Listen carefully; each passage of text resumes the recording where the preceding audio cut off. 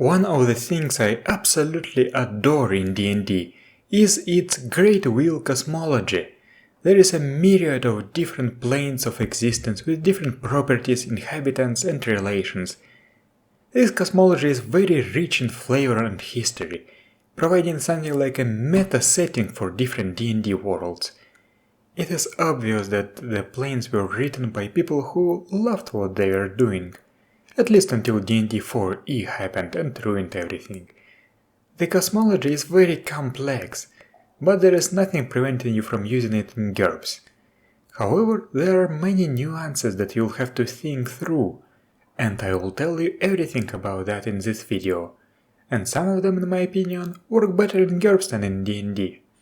First, let's remember how interplanar travel worked in D&D, at least in D&D 3.5. Most of the time, to get to a different plane, you had to cast the plane shift spell.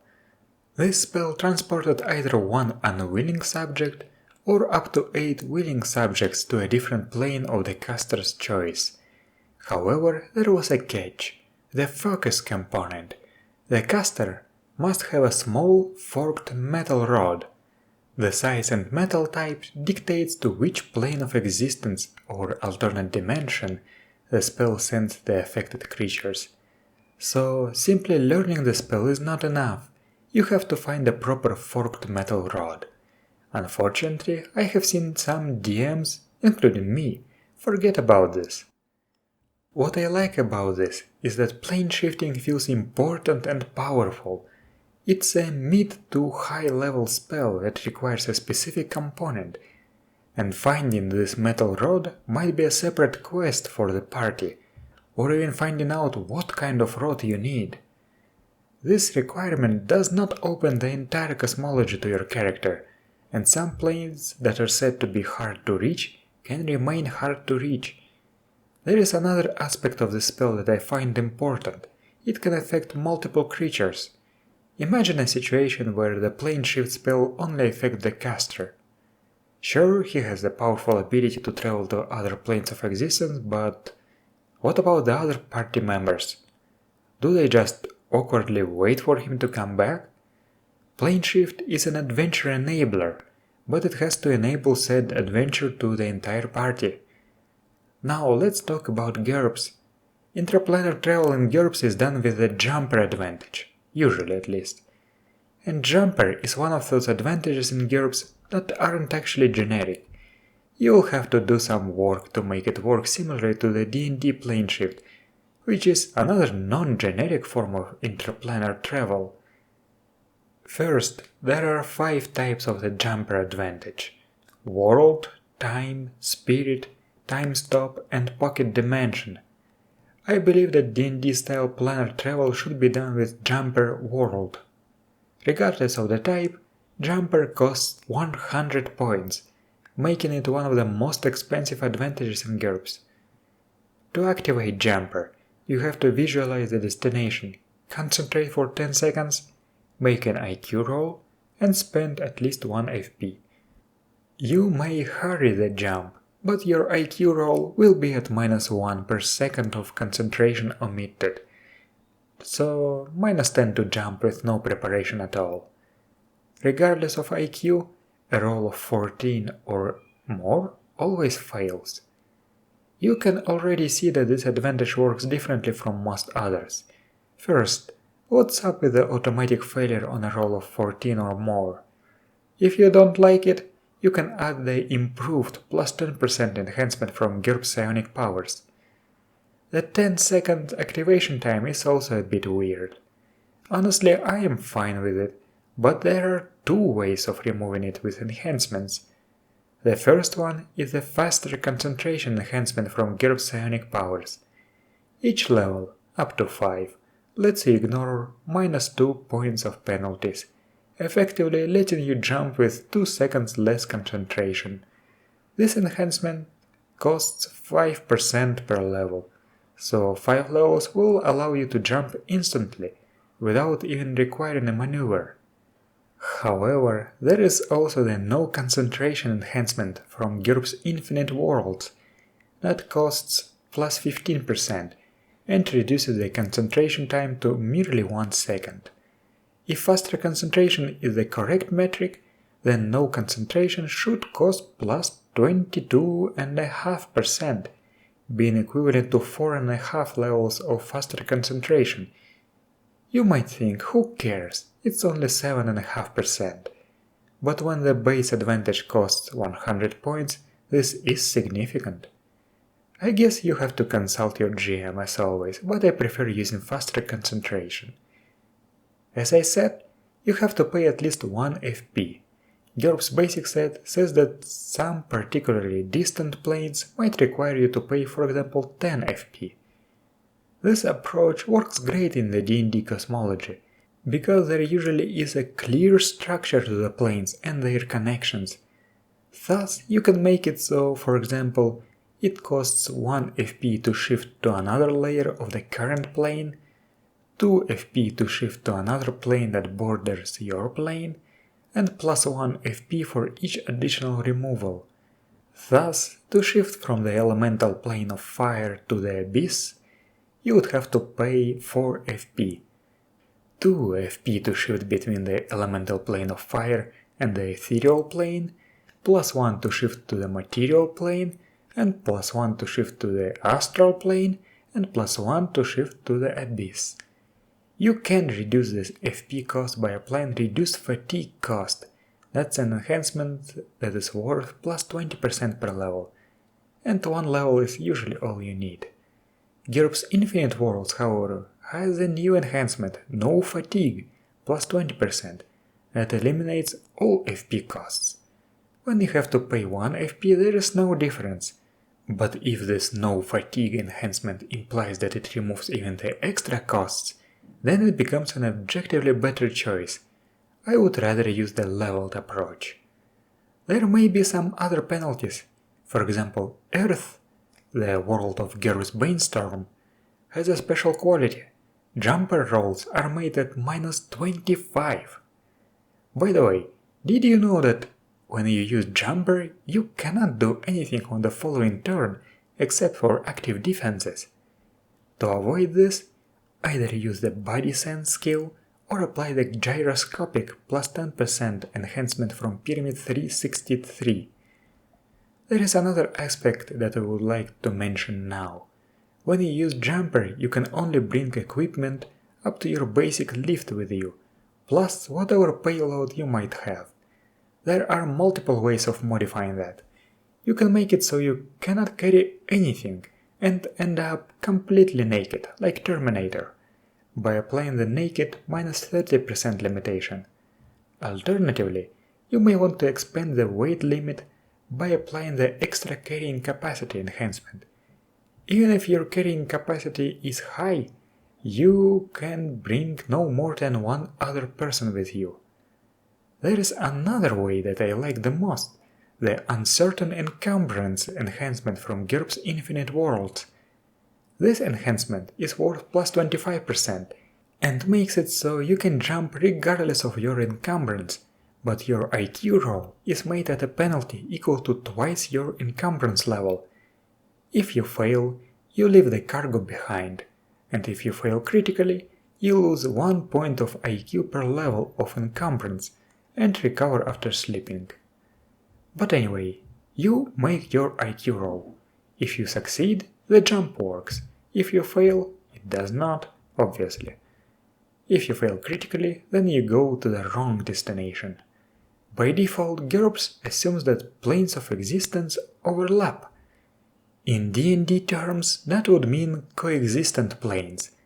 This means that each location on one plane of existence has a corresponding location on another. When you use Jumper, you appear at the exact same place, but on another plane, or as close as possible. If there is no safe place within 100 yards of the destination point, your jump fails, and you know why it did so. Thus, you are not risking appearing inside the solid object or in midair. That's all good, but in D&D, most of the planes are completely separate. Where do you appear, for example, if you jump from the material plane to the abyss? In D&D, the plane shift spell had you appear 5 to 500 miles from your intended destination. GURPS has a drifting -15% limitation that makes you arrive anywhere within 10 miles of your planned destination. I think that a 10-mile drift is too accurate, and if this drift exists, it applies both to traveling between coexisting planes and separate planes, so we would have to make it work differently for different planes. I'll come back to this drift later. There is a potential exploit here, as jumping between two planes can be an alternative to teleportation. For example, a character can be on Faerun, then plane shift to, for example, Hades, and then plane shift back to the material plane, but not to Faerun, but to Maztica. Thus he would achieve transcontinental teleportation without using warp. But this isn't actually that bad, thanks to the fact that you have to visualize your destination. Thus you cannot jump to a place that you haven't been to before. However, a new question arises. How do you visit another plane if to visit the plane you have to have visited it before? For that, we have another unique mechanic, hitching a ride. If a character with jumper is shifting to another plane, then other jumpers of the same kind, who are in physical contact, can hitch a ride without making any rolls, and the main jumper has no say in it.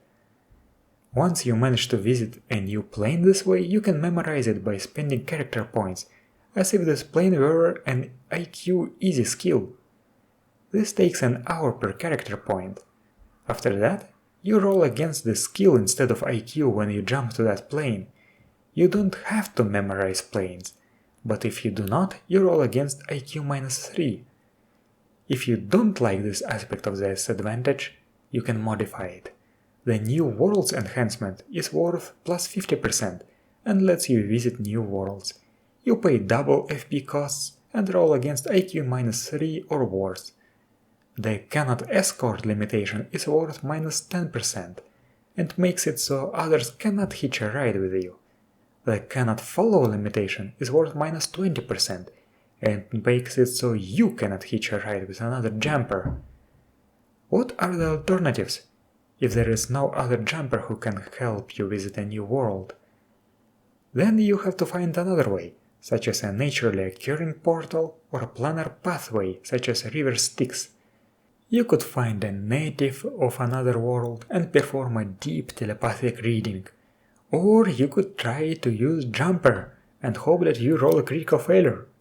Also, I believe that it isn't necessary to learn a plane of existence that overlaps with your own.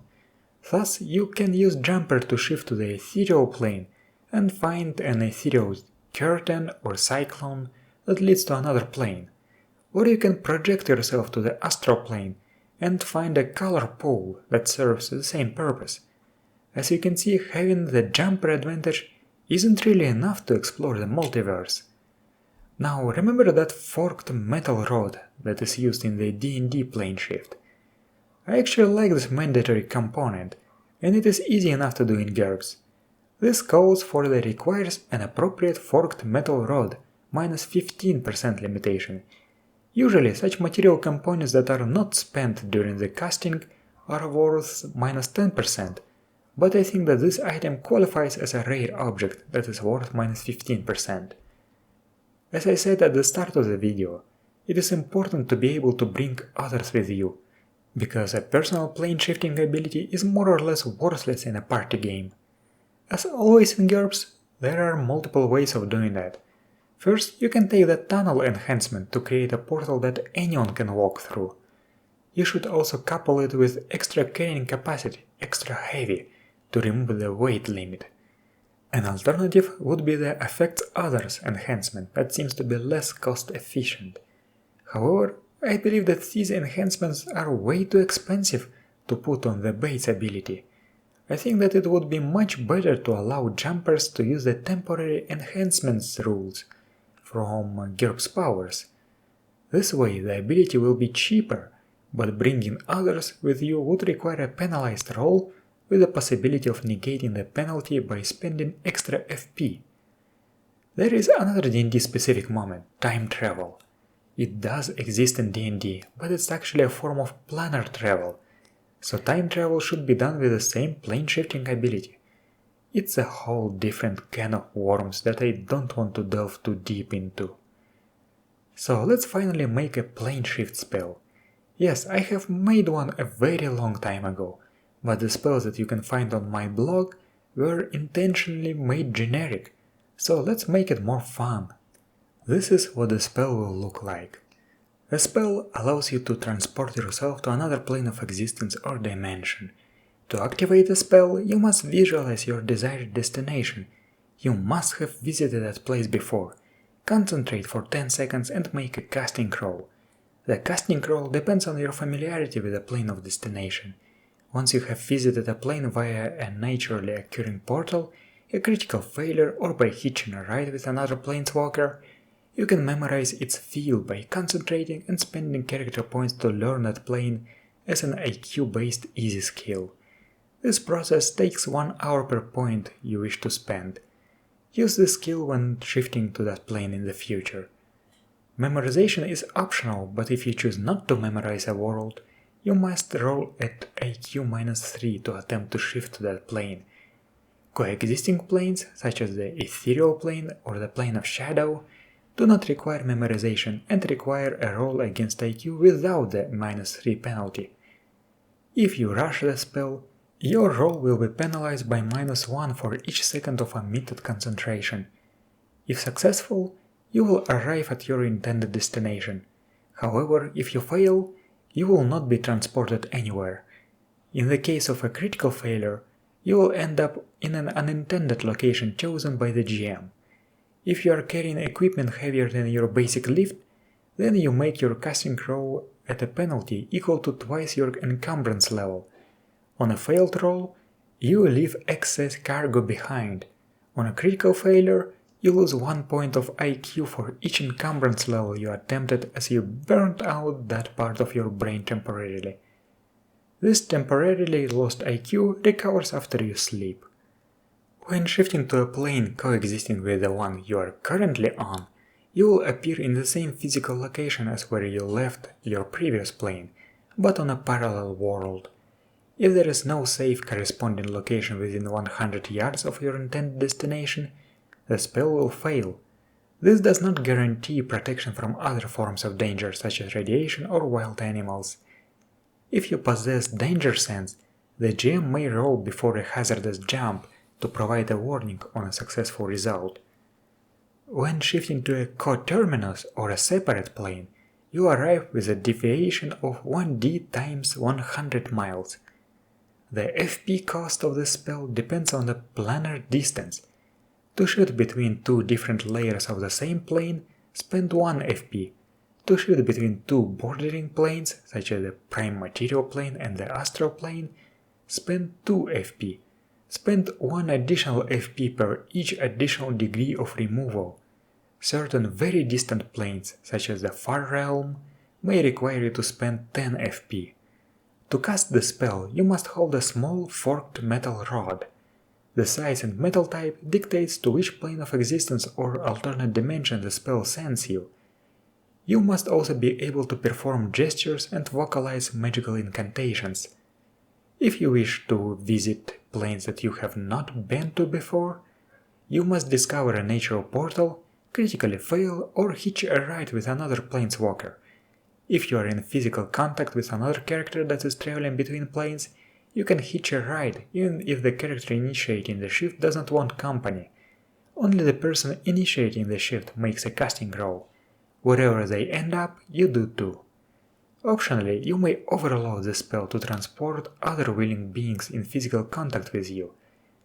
Your casting roll will be at -5 per additional target, and your casting will cost an additional 2 FP.